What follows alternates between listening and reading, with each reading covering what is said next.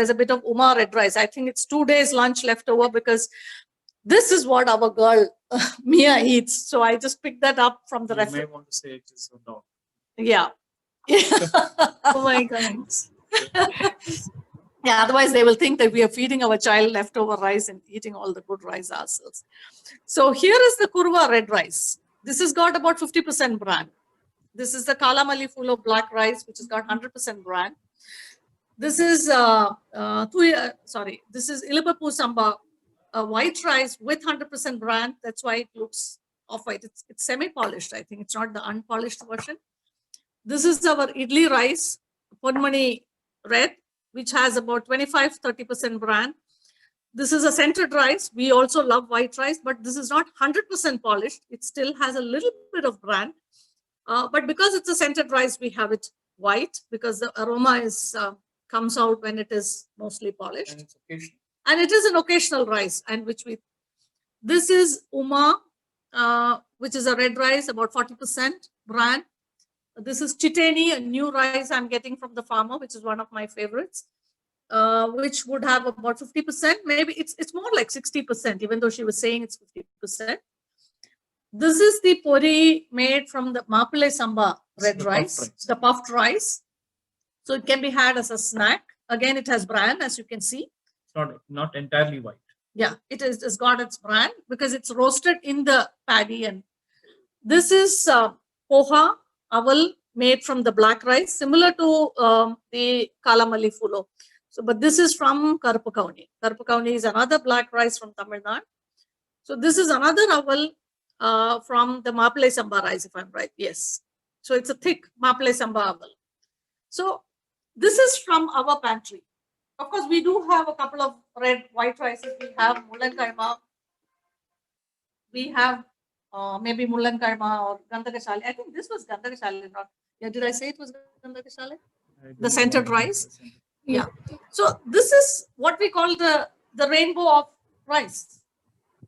So each of these rice, like Sundaraman Ayya, the organic farming guru says, each of these rices would have its own composition of micronutrients. Each one is a different variety.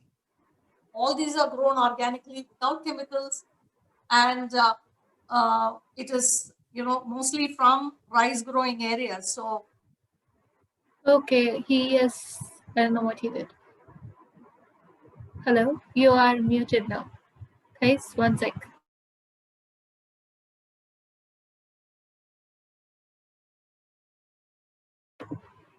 Yeah, sorry about that. So this is the rainbow of rices that we eat. So I guess, when we eat these kind of rices, we almost have a colored rice maybe 5 days a week. We are committed rice eaters. Doesn't mean we eat rice 3 times a day. We have rice just for lunch, basically. Maybe dinner is some leftover stuff, or maybe roti or something like that. But the rice we eat would be, different varieties. So each of it gives us a different micronutrient. We eat much less. So there is 1 cup of rice, which is enough for 3 people, literally.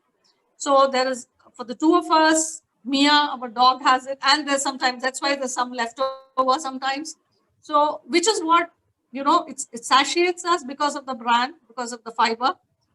We have it in combination with a lot of vegetables. So if you look at our plate, maybe the rice would form 1/3 of what we have. Because, and also... The vegetables will form the rest. Yeah, the vegetables or dals or whatever. So it's the way we have integrated rice into our diet, be it the rice. So we also have rice flour, which is red. So what we have done, contrary to this, is if you look at a conventional household, first there'll be only 3 kinds of rice or 4 kinds. I mean, which would be like white basmati, maybe white pani, white sona masuri, and then a white idli or dosha rice. And that is what is being had. And that is a lot of starch going together. So the same thing that applies to vegetables applies here also. It is diversity that's going to help us. It is diversity of the varieties. And each of these varieties, there are varieties which have more manganese, some which have more zinc, some of them which have, more of something else. I mean, I don't even know the range of micronutrients that it has because we have these long charts that tests reveal that this has more of this and more of that. And we don't even know how much of what we should have.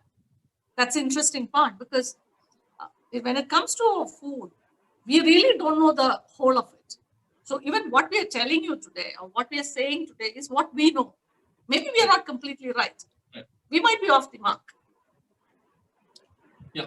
So the caveat is that we are not nutritionists, we are not doctors, we are not physicians. So we are just sharing what we know, and it just makes. I think, like I said, we use more of our common sense, and I think everyone should use more of our common sense. Just try and understand how our grandparents used to use. As again, I've quoted Michael Pollan earlier as well, the American food journalist, who says that if your grandmother cannot recognize the food that you are eating, don't eat it. So I'm sure some of these rice varieties, as Davies talked about today, my grandfather would probably recognize at least one or two of them. But if it Apparently, is my aunt used to cultivate chiteni. It Yeah. is from Thrissur. So she used to cultivate chiteni. Uma is a more modern rice, but I think kurva might have been cultivated by my Yeah. aunt. The critical thing to understand, I think we'll wind up with this and we'll open it up for questions. The critical there are thing, questions. if there are questions, the critical thing is that I think some of these rices, like Devi says, if it is got bran, it fills you up faster, so you don't eat a lot of it. And once you eat it with bran, the way it goes into our bloodstream in terms of glucose and whatever the sugar that goes into our bloodstream because of eating the rice is in a very, very gradual way. So that it's gradually released into the bloodstream. So it doesn't put the metabolism of the body to undue stress, where it has to deal with a lot of sugar and a lot of.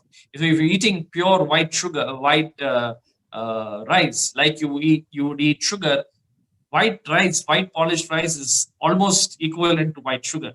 So if you're eating that, your body is going through a lot of stress in trying to adjust to the spike of sugar that you're having. So we recommend going into some of these brand rice, even if some of those traditional rices, try eat with bran as opposed to being completely white polished. Maybe one. So yeah, today, for instance, we have had this kala malli full of black rice for lunch. I think we ate at 1:45 too because we got late. We haven't eaten anything. We don't have tea. We are still full. We are still running on jeera water, which is our elixir. So it's just still, I think, filling us. I mean, the fibers there. We are completely not hungry. This is how it is. Afternoons with red rice. This is how it is. Because one of the keys I've realized, maybe, I mean, what he jokingly said about eat rice, lose weight, I was like very nervous about the topic because I said, no, it's a touchy thing. One of the keys, I suppose, is to retaining weight. I won't say lose weight. I said at least hold on to your weight is to not feel hungry. Most diets, I think, fail because we are hungry. So we are constantly trying to do portion control, eat less, and then we are hungry, and then we just give up somewhere and then grab a packet of chips or grab a packet of something else and have it. The key is to have things with fiber which are filling and which keep you full. So you just go, I mean, 5 hours, 6 hours, you just don't need, you don't need to fill up your tummy. It's slowly, going through your system. I mean, this is purely, again, anecdotal, again, what our experience No, is. I think a nutritionist or a doctor would also tell you the same thing, that the bran rice actually releases the sugar in a very, very slow manner, and therefore you can actually the energy that you need to do your daily activity is you can hang on to that and you can continue to do that activity for longer with something like this. But having said that, I think in half an hour I would be hungry. So so now I'll open it up for questions. Madhu, if you have any questions or anyone has any questions, happy to answer. And about these rices, we could talk for hours, but I'm sensitive to the fact that this is a long weekend. Tuesday is a holiday, so people will be wanting to get off. So please, if there are any questions, we can take them now. I'm going to unmute Divya so she can ask a question. Sure. Yeah, hi Devi, hi Ramesh. Hi, Hi. Divya. Yeah, I mean, this is whenever it comes to diabetes or weight loss, people first cut down their rice. So even when I had gestational diabetes, the doctor was shocked. She was saying, "You take rice in any other form, and all the 3 meals you are taking rice in any form, some other form." And she first asked me to cut down the rice. So I've seen many people who cut down even for weight loss. They completely cut down rice. They take a roti or chapati. I mean, this is a general myth now in India that the rice is unhealthy and the wheat or atta is healthier. I had a doubt like which one would you suggest, whether raw or boiled rice? We use both. So we think, I mean, it's basically raw and boiled, at least in Tamil Nadu and Kerala. There are, people have very personal taste profiles. Whereas in Karnataka, it's mostly raw rice, except in the coastal areas. Andhra also, it's raw rice. But Tamil Nadu and Kerala, I think most of the rice growing regions eat parboiled rice. Yeah. And parboiled rice is supposed to be more healthy because you do the parboiling within the paddy. So when the paddy is parboiled, all the nutrition from the bran also, travels to the grain, inside the grain, which makes it healthier. Even after you polish it, there is much more nutrition within the grain. So parboiling is technically more healthy. Ayurveda uses more parboiled rices. So I would say parboiled, but it's a personal. If you have with bran raw rice, you still get a lot of fiber. So Yes. I would essentially believe in keeping the bran. Most people struggle to have 100% bran rice on a daily basis because it tends to be sticky and a bit lumpy like this. Even the red rice can become. So Yes, people yes, are and used to. the cooking time is more, and also you have to soak it for a longer time. The bran, the one with Yep. the bran. Yes. Because the longer it takes to cook, the longer it will, slowly digest in your system. Hmm. So And also the cooking, yeah, the cooking method, the traditional one was they used to put more water and strain all the water. But Yeah. even there is a, I mean, many people disagree with that. The pressure cooking is not good when it comes to rice. I mean, it was my grandma who used to say the pressure cooking the rice is not good. They want to strain all the water away. But Yeah. other way, the people say that when you strain all the water, we lose all the nutrients in it. I've heard both these, Versions. versions. So I'm really torn. I mean, I would love to do more research, which I am doing to find out, which is better. Because, today, even we pressure cook most days. There are days we would do the boiling and straining. The boiling and straining, when we do, we still have the kanji water. We both love Yes. the kanji water. So we have the whole thing. When you pressure cook it, the starch stays in there. We have it. So both ways, we end up having, the whole of it. But I don't know, maybe nutritionists can give better advice whether when somebody who's specifically dieting should strain it away and not have it. They might recommend that. I don't know. I will come back on that, maybe on a later session, have some more chats with people Sure. who can give us more information. But if you're worried about the water, I guess what you should do, even in the pressure cooker, cook it. You can add boiling water at the end of it and keep it there for some time, on a low simmer and strain it out. You will get excellent kanji even with that. Yeah. And And you will get strained rice. yeah, and another thing is, I mean, I'm not speaking about the organic, but the normal one, they say there are traces of arsenic in the rice. There have been reports, people have got, that's a very good question you asked, Divya. There have been reports, isolated reports of arsenic lead, the presence of heavy metals in with bran rice. Basically, it has been reported from certain areas which have a propensity to have heavy metal, certain regions which already have. The second is you get it when you have a very heavy use of synthetic fertilizers. Continued use of synthetic fertilizer over decades has increased the heavy metal content in the soil. So that is something which is taken prevalence. But the choice is, of course, we are recommending eating organic. And in the organic rices, mostly because, there is no heavy metal unless specific region or soil has it. In our case, most of the rices come from rain-fed regions where the rice is grown using monsoon water.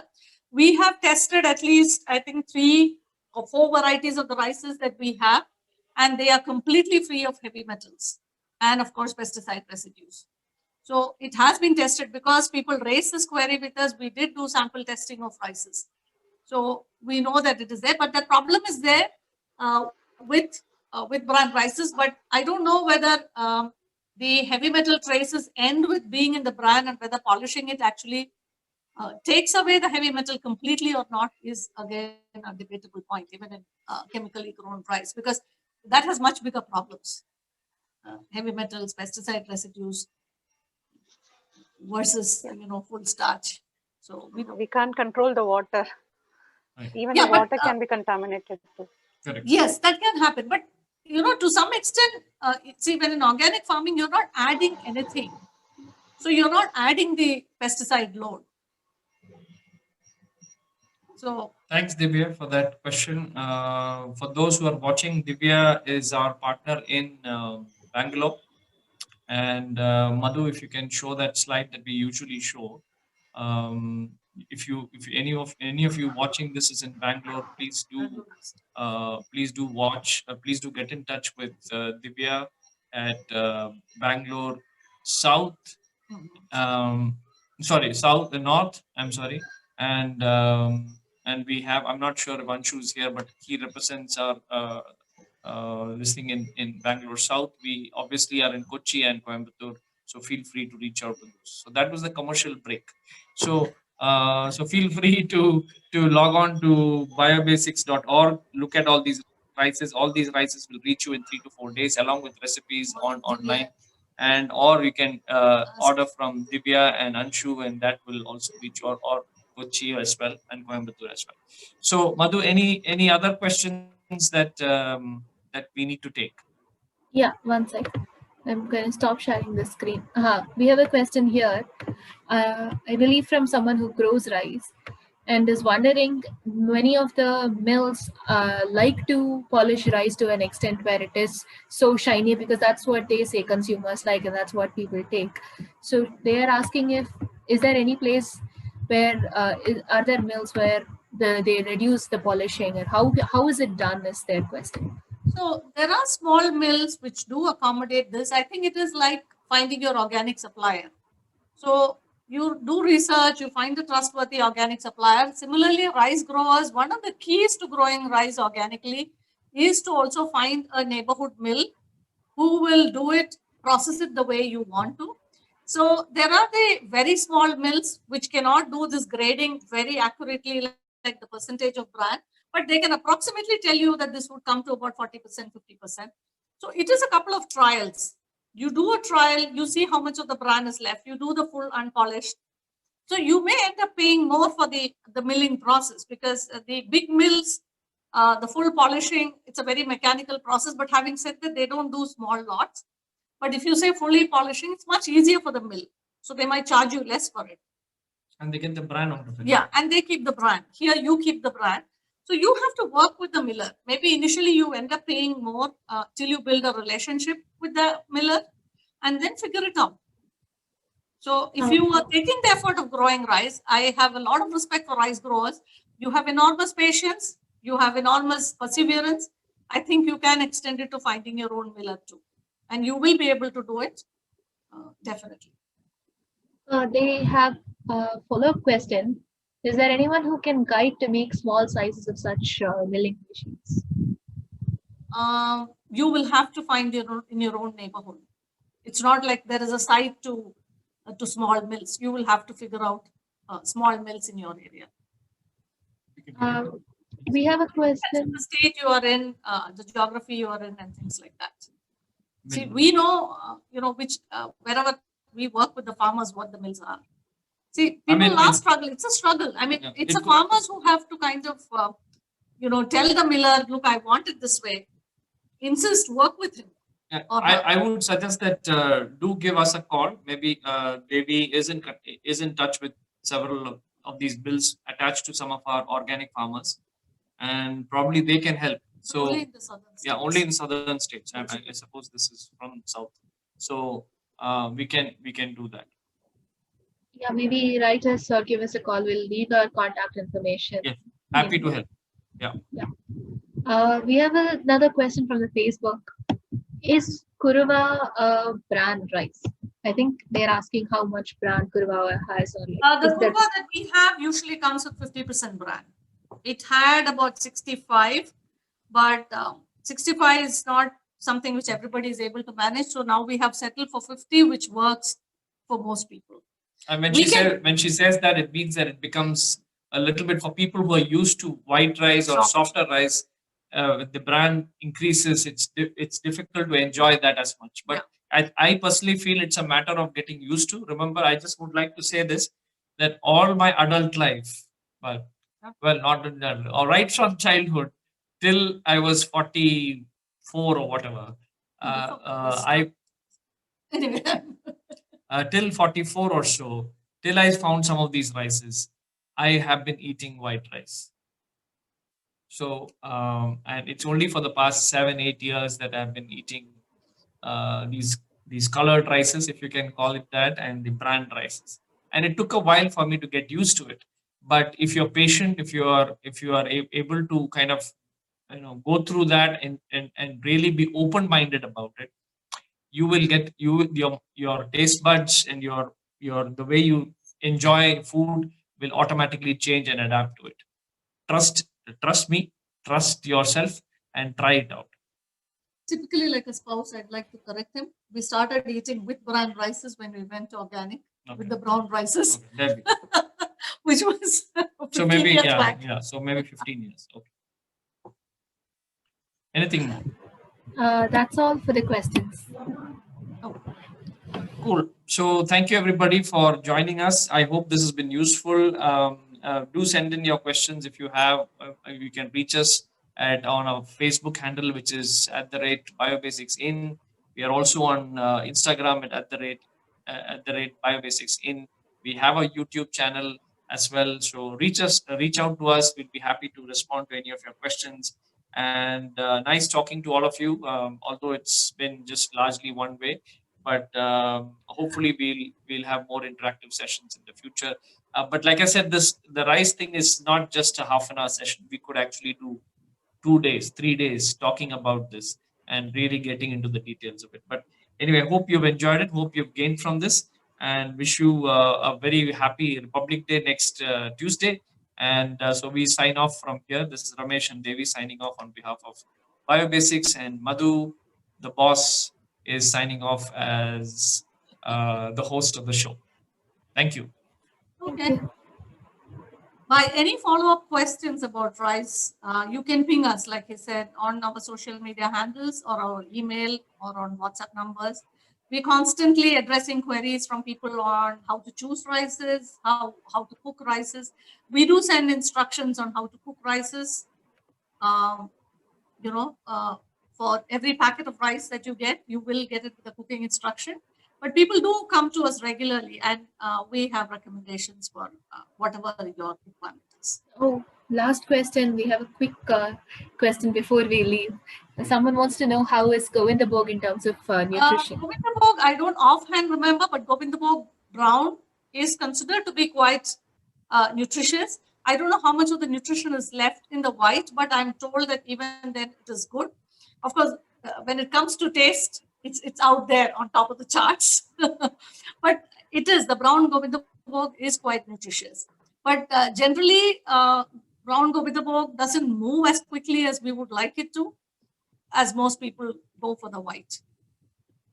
And we tend to use the white Govindabhog more as on special occasions and as special dishes, not on a regular But basis. people who like Govindabhog would go for the brown version. Yeah, sure. It's quite delicious. I quite like it, but there isn't. It takes a long time to cultivate the taste with people. Yeah. So that was the last word from Devi, and we wind up with that. Thank you so much. I'll see you. We'll see you next week. Bye. Bye.